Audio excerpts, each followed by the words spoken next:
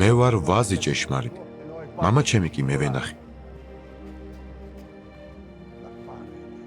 ყოველ უნაყოფო ლერწს ჩემში ის მოაშორებს და ყოველ ნაყოფიერს კი განწმენს, რათა მეტი ნაყოფი გამოიღოს. თქვენ უკვე გაწმენდილნი ხართ იმ სიტყვით, რომელიც გითხარით.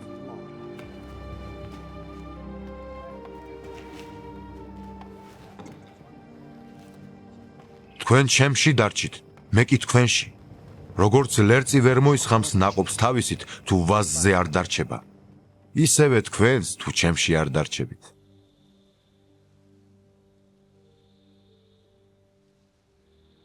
მე ვაზი ვარ, თქვენ კი ლერწები. ვინც ჩემში რჩება და მე მასში, იგი ბევრ ნაყოფს ისხამს, რადგან უჩემოდ არაფრის კეთება არ შეგიძლიათ.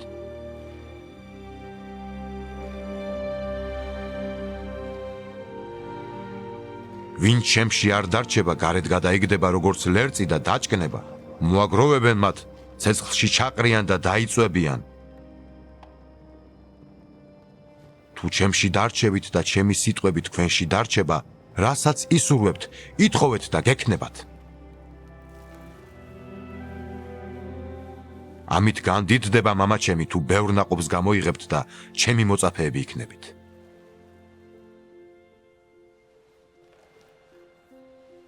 როგორც მამამ შემიყვარა მე, მეც ასევე შეგიყვარეთ თქვენ, დარჩით ჩემს სიყვარულში.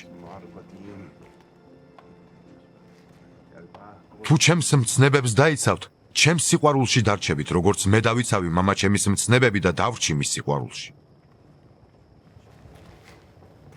ეს ყველაფერი იმიტომ გითხარით, რომ ჩემი სიხარული იყოს თქვენში და სრულყოფილი იყოს თქვენი სიხარული.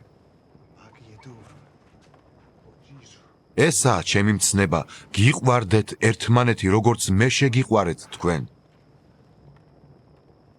იმაზე დიდი სიყვარული არ არსებობს, როცა ვინმე თავის სულს სწირავს თავისი მეგობრისათვის. თქვენ ჩემი მეგობრები ხართ, თუ გააკეთებთ, რასაც მცნებად გიდებთ. მე აღარ გიწოდებთ მონებს, ვინაიდან მონამ არ იცის, რას აკეთებს მისი ბატონი.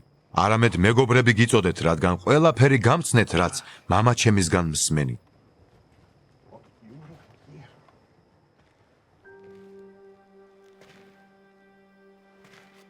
თქვენ არ აგირჩევი ვართ, არამედ მიაგირჩიეთ თქვენ და დაგადგინეთ, რათა წახვიდეთ და ნაყოფი გამოიღოთ და თქვენი ნაყოფი დარჩეს, რათა რასაც კი სთხოვთ მამას ჩემი სახელით, მან მოგცეთ თქვენ.